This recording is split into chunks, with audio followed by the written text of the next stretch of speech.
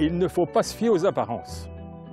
Nous nous trouvons ici dans le cimetière de Brelon, la commune qui vit naître Claude Chappe.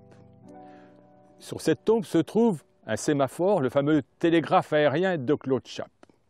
En conséquence, direz-vous, nous sommes devant la tombe de Claude Chappe. Erreur. Cette tombe ne contient pas les restes de Claude Chappe, mais ceux de la famille de Claude Chappe, et en particulier de son frère Abraham, qui, après la mort de Claude Chappe en 1805, lorsque Claude Chappe, qui vivait à Paris, se donna la mort, eh bien, Abraham prit en quelque sorte la succession et fit fructifier l'invention de son frère. Le fameux sémaphore, le télégraphe aérien, fut imaginé par Claude Chappe, bien sûr, dans la région, puisque c'est entre Parcé et Brulon que Claude Chappe fit ses expériences.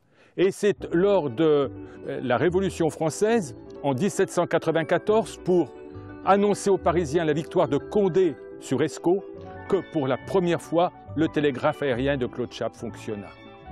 Alors, ce Claude Chappe, où pourrions-nous le trouver?